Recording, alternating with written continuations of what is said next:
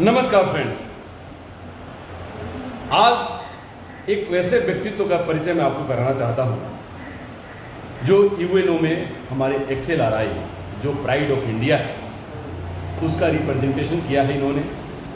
और उस समय वर्तमान के सेक्रेटरी जनरल बान की मून, लेकिन ये आइडिया जो थी वो कोफी अन्नान जो कि इंटरनेशनल लीडर, खासकर ह्यूमैनिटेरियन ग्राउंड पे काम करने वाले और इन्वायरमेंट के ऊपर काम करने वाले, बहुत सारे ऐसे तथ्यों के ऊपर बेबाकी से चर्चा करने वाले कोफी अन्नान। तो उनकी आइडिया, उनकी टीम और उनके तरीके से कुछ सोच रखने वाले हमारे इंडिया में भी ऐसे लोग हैं कि जो इंटरनेशनली अपने विश्व को बचाने की कोशिश करते हैं, XLRI को एक्सेलरेट करने की कोशिश करते हैं और इंडिया के प्राइड को और बेहतर करने की कोशिश करते हैं। और उनका नाम है रघुराम टाटा। रघुराम टाटा अपने आप में एक ऐसी हस्ती है, एक व्यक्तित्व हैं कि जो परिचय के मोहताज नहीं, पूरे विश्व के लोग इनको जानते हैं। खासकर जब हमारे बिजनेस लीडर्स जो XLRI प्रोड्यूस करती है उसके लिए ये रोल मॉडल हैं, एक हीरो हैं। और लगभग 35 इयर्स से ये इन्वायरमेंट के ऊपर, इकोलॉजी के ऊपर, सस्टेनेबिलिटी के ऊपर और प्रोडक्टिविटी के ऊपर बहुत बड़ा काम इन्होंने किया है। और आज के जोहार परिचर्चा में आज हमारी ये मेहमान हैं। सर, सबसे बड़ी स्वागत है आपका जोहार परिचर्चा में इंडिया टीवी ऑनलाइन पर। सर, आपने XLRI के साथ बहुत कुछ ऐसा प्रोजेक्ट किया है जो इकोलॉजी, इन्वायरमेंट, प्रोडक्टिविटी है ना, उसके ऊपर काम किया है। तो इसमें आज के डेट में जो देखा जाए, क्योंकि आपका रिप्रेजेंटेशन यूएनओ तक रहा और हमारे इंडिया के आप प्राइड हैं, गौरव हैं आप, तो सर उसमें आप क्या कहना चाहेंगे? क्या आपने सोचा कि आज के डेट में इन्वायरमेंट सबसे बड़ा चैलेंज कैसे बन गया हम लोगों के सामने? क्या इसके पीछे कुछ काम हुआ ही नहीं क्या? ये नहीं बोल सकता है कि काम नहीं हुआ है। बहुत लोग, बहुत इंटेलेक्चुअल्स बहुत सालों तक, बहुत सदियों से इसके ऊपर काम कर रहे हैं। और ये हुआ है कि कहीं ना कहीं एक जगह पे ग्लोबली GDP ग्रोथ पे ऊपर थोड़ा सा कंसंट्रेशन ज़्यादा हो गया है। और ग्रोथ का कॉन्सिक्वेंसेस जो एनवायरमेंटल डिग्रेडेशन और सोशल इनइक्वालिटीज़ होते हैं उन पे हमने बहुत, जब से इंडस्ट्रियल रिवोल्यूशन हुआ है तब से हमने थोड़ा सा ध्यान कम दिए हैं। उसका नतीजा ये है कि ग्लोबली एनवायरनमेंट डिग्रेड हो चुका है, स्पीशीज एक्सटिंक्शन हो रहा है, क्लाइमेट चेंज हो रहा है। अब ये एक ऐसा मोमेंट बन गया है कि हम अगर क्लाइमेट चेंज को एड्रेस नहीं करेंगे तो हमारा अस्तित्व इस धरती पे मुश्किल हो गया। तो थोड़ा सा कंसंट्रेशन ज़्यादा हो गया है और ग्रोथ का कॉन्सिक्वेंसेस जो एनवायरमेंटल डिग्रेडेशन और सोशल इनइक्वालिटीज़ होते हैं उन पे हमने बहुत, जब से इंडस्ट्रियल रिवोल्यूशन हुआ है तब से हमने थोड़ा सा ध्यान कम दिए हैं।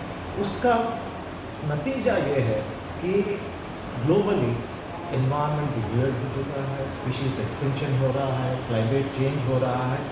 अब ये एक ऐसा मोमेंट बन गया है कि हम अगर क्लाइमेट चेंज को एड्रेस नहीं करेंगे तो हमारा अस्तित्व इस धरती पे मुश्किल हो गया। तो इस लेवल तक हम एनवायरनमेंट को डिग्रेड कर चुके हैं और हमको और कोई तरीका नहीं है। हमको कलेक्टिवली या इंडिविजुअल लेवल पे हो, गवर्नमेंटल लेवल पे हो, इंटरनेशनल लेवल पे हो, सबको मिलके ये ग्लोबल चैलेंजेस को हमको एड्रेस करना पड़ेगा। और उसमें बायोडाइवर्सिटी लॉस है, क्लाइमेट चेंज है, परवेसिवनेस ऑफ प्लास्टिक्स हैं और वाटर स्केर्सिटी है। ये सब आम जनता से लेके बिजनेस को लेके हर चीज़ को ये इफेक्ट करती है। जी, बहुत धन्यवाद सर। जरा बोला फैन था, एक मिनट फैन क्योंकि आवाज़ ये सेंसिटिव बहुत ज़्यादा है। सर, 2-3 मुद्दे हैं कि जो बहुत इंपॉर्टेंट है डिस्कस करने के लिए। सबसे इंपॉर्टेंट मुद्दा है कि ग्रीन क्रेडिट कार्ड की जिसकी चर्चा हम लोग करते हैं। आज की दुनिया में बड़ी वाहवाही है इसकी और लोगों ने इसके ऊपर बड़ी संजीदगी से चर्चा करना शुरू किया है। सर, वो क्या है green credit card? Green credit program 23-24 budget में गवर्नमेंट ऑफ इंडिया ने निर्मला सीतारामन जी ने प्रपोज किया है। इसका बेसिक फंडामेंटल आइडिया ये है कि कोई भी पर्यावरण को बढ़ाने के लिए काम करते हैं उनको कुछ ग्रीन क्रेडिट्स मिलेंगे और ईच ग्रीन क्रेडिट को कुछ रुपयों का साथ उसको जोड़ दिया जाएगा ताकि वो क्रेडिट्स को ट्रेड किया जाए और उसके लिए एक प्लेटफॉर्म बनाना चाहिए जैसे एक green credit program stock exchange जैसा कार्बन क्रेडिट्स का इंडिया में अभी गवर्नमेंट ऑफ इंडिया ने वो भी प्रपोजल प्रस्ताव किया है पार्लियामेंट में और राज्यसभा ने पास किया है। वो भी इंडिया में कार्बन ट्रेडिंग अगले 2-3 साल में शुरू होने का संभावना है।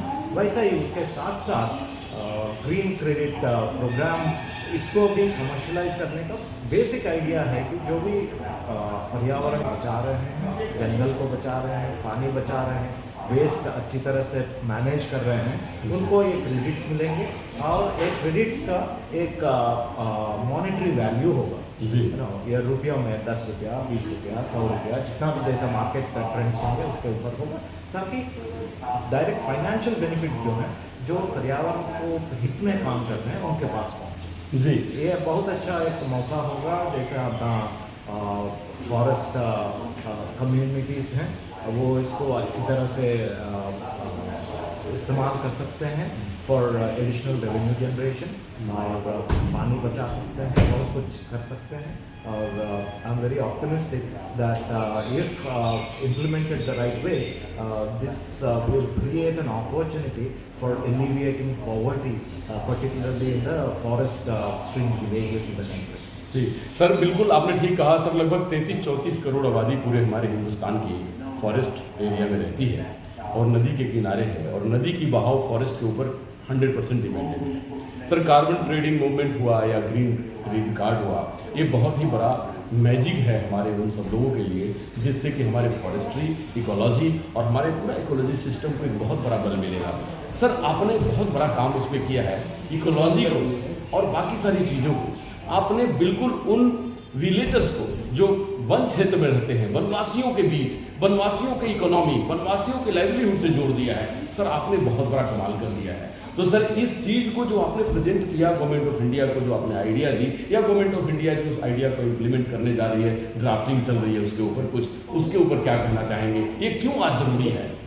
ये आइडिया मैंने नहीं दिया है, ये बहुत दिनों से, बहुत सालों से प्रचलित में है जिसको payments for ecosystem services as a concept बहुत पहले से है और उसी को गवर्नमेंट ऑफ इंडिया ने डिफरेंट वेज में उसको इम्प्लीमेंट करने को कोशिश कर रहा है। एक तो हो गया है कि कार्बन मार्केट्स को लेके आना इंडिया में, डोमेस्टिक कार्बन मार्केट। दूसरा है कि अपना 15th फाइनेंस कमीशन ने ऑलरेडी फॉरेस्ट एंड इकोलॉजी को डिवोल्यूशन फॉर्मूला में 10% वेटेज दिया हुआ है। हमने एक नेट प्रेजेंट वैल्यू ऑलरेडी और कैंपा में फंड क्रिएट किए हैं जिस राज्य में भी फॉरेस्ट डाइवर्ट करते हैं उस राष्ट्र को उस प्रोपोर्शन में कैंपा का फंड्स मिलते हैं कि फॉरेस्ट को रीजनरेट करने के लिए।